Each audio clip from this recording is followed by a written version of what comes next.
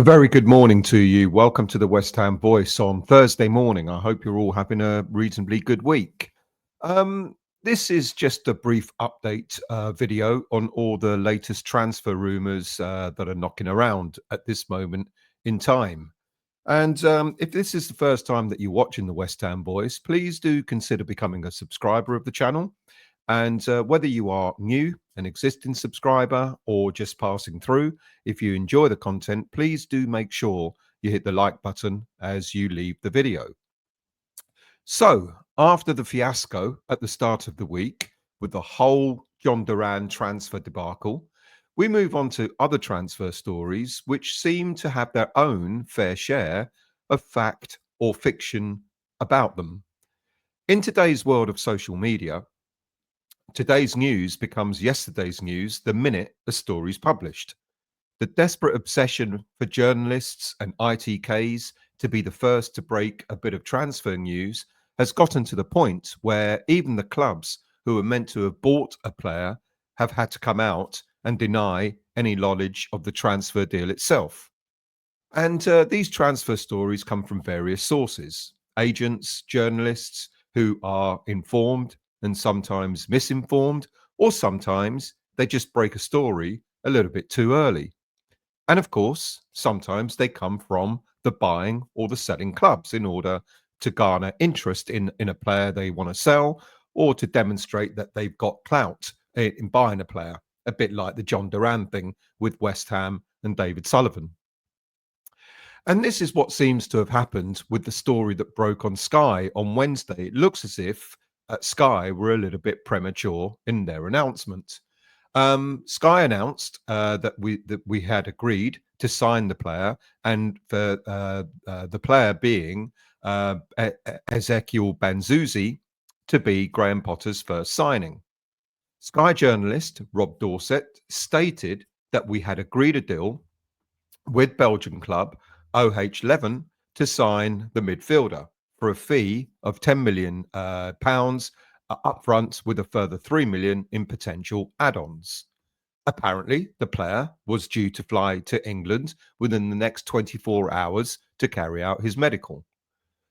The story was then further corroborated. It was broadcast on Sky Sports itself from anchor David Garrido. He repeated the news. Now, the latest development is that, according to new sources this morning, Thursday morning, West Ham have now submitted a written offer for the player. Now, look, this transfer may eventually turn out to be accurate, but when a club senior source was asked about this on Wednesday, his response was the club, OH Leuven, said 2 weeks ago that they would not sell the player in this window. So not sure where that story of us buying him has come from. Now, I think I have a good idea where the source may have come from, and it links back to Rob Dorset, the journalist who first broke it on social media. It looks as if he may have an insider link at West Ham. Look, Rob Dorset is not usually known to publish a lot of West Ham news, but I have a feeling that West Ham fans, might hear more from Dorset over the next 2.5 years or longer, should Graham Potter stay beyond his 2.5-year contract. Look, sometimes there's no smoke without fire. Banzuzi is indeed a fantastic prospect. He developed through his boyhood Dutch club, NAC Breda, and Leuven bought him for a fee of €1.2 million in the summer of 2023. He has a contract at the Belgian club until 2026, and he's made over 60 appearances for them, scoring 5 goals with 5 assists. He has represented the Netherlands at under 17 to under 21 level, but he can still represent either the Netherlands or the Congo at senior level. Despite his age, 19, he turns 20, I think, next month. He's already won 4 caps for the under 21s Netherlands team. He's an attack-minded box-to-box midfielder who loves to pick the ball up from deep and carries the ball forward. His height and his build is similar to that of Aston Villa's Amadou Onana, who, of course, we were chasing before losing out to Everton for his signature a couple of years ago. He's also been likened in style of play to Ruben Loftus-Cheek and, amongst all others, Paul Pogba. He's a combative, really strong central midfielder who's got some pace on him as well. And he's been quite a consistent player for the in the Belgian league over the past year or so, with a pass accuracy rate of about 84%. Now, I don't know if this is finally the kind of pearl that may have been found by Tim and his scouts, or if this is the type of typical type of player uncovered by the incoming scout, Carl McCauley. But if Rob Dorset, has the inside link, I think he might have, then quite possibly Banzuzi being a Macaulay recommendation. Plus, given the news that is circling around, and that's because of the link, by the way, to West Ham, which is why I think he may possibly be a Macaulay prospect. Plus, given the news circling around that it's Karen Brady who's brokering the deal and not Tim Steiden himself, then perhaps Steiden has been sidelined yet even further away from doing any transfer business. Now, I do think that perhaps he might be kept on. I did think that maybe Steiden might be kept on to close deals. We know he's good at that. And maybe that relationship with Macaulay and the rest of the background of West Ham might have been suitable for him. But it seems that Steiden has been stripped even of the responsibility of closing deals for the club.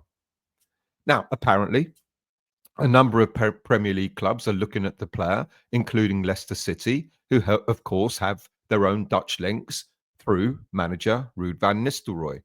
The fact that this transfer story has come from a source who now seems to have a connection from inside the club seems to suggest that there might be something in the pipeline, and the response to this transfer story of news to us may have been a bit of a ruse from West Ham to try and keep predatory clubs at arm's length.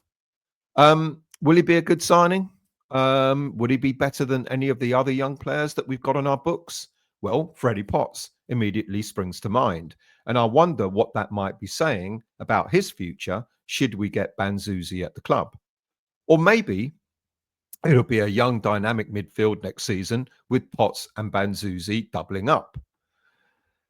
I guess we'll see. And the latest news, like I said, is that we put in a written bid, seems to suggest that this transfer may actually happen. The next story is that we're apparently 100% interested in England international midfielder Angel Gomes of Lille. And for good measure, we're doing the double by also getting goal machine Jonathan David from the same club. Now, look, I'd love nothing more than to get these two fantastic young players in at West Ham. Gomes is one of the best midfielders out there at the moment, and I have described him before, Jonathan David, as one of the most prolific strikers around. Now, do I think we have an interest in one or both of them? Well, any club would be silly not to. Do I think we stand a chance of getting either of them? Well, not really. Although out of the two, I think Gomes is more likely to be attracted to West Ham than Jonathan David is. But having said that, both are out of contract at the end of this season. And at this moment in time, both can negotiate their own deals with any club outside the French league. So are we negotiating a deal to bring Gomes to the club? My understanding is that we haven't expressed an interest in the player. We're trying to put a package together to see if the player and his agent would be interested in coming to the club in the summer. However, there doesn't seem to be an arrangement to bring him during the current window. So it looks as if we're trying to negotiate something, but it won't. Gomes, if he agrees, won't come to West Ham until the summer. There has been heightened speculation throughout January that Lille manager Bruno Genesio is deliberately keeping Gomes on the bench since his return from a calf injury, as apparently he doesn't see why he should be using a player who has no intention to stay at the club beyond his contract expiring in the summer. Well, if that was the reason, then he should be doing exactly the same with Jonathan David, shouldn't he? But David has started every game this season and doesn't look like he's going to be benched anytime soon. In fact, he scored in their 2-1 defeat, Lille's 2-1 defeat to Liverpool on Tuesday night in the Champions League. Perhaps it's more plausible that Gomes has simply lost his place since getting injured and is finding it difficult to get back into the team. Gomes is a very good player, but as mentioned, this is a signing I think we will try and get for the summer. Now, there's a whole host of other transfer stories knocking around at this moment in time, but none that I've been told are anywhere near completion. Of course, we're still looking for a striker, and up front, we're still linked to Andre Gomes of German club Red Bull Leipzig, as well as other names that we've been linked to several times before. For example, Breel Emolo, the 27-year-old Swiss international striker who plays at Monaco. He was also in action this week against Aston Villa in their 1-0 win over them in the Champions League. And then another player, another Champions League player is Galatasaray striker Barış Alper Yilmaz, who we've apparently made a £20 million plus £5 million in bonuses bid to Turkish club Galatasaray. Look, the 24-year-old striker is very good. And Galatasaray highly rates him, but they want nearer to 40 million euros, around about 35 million pounds, rather than the 25 million that we've been offered. That we've been offering. And another story from another striker who was also in Champions League action, albeit from the bench, is AC Milan's Noah Okafor. Now, I'm a bit confused by this one because you look at his details on Transfer Market, it states that the player is injured with a calf muscle tear until March of this year.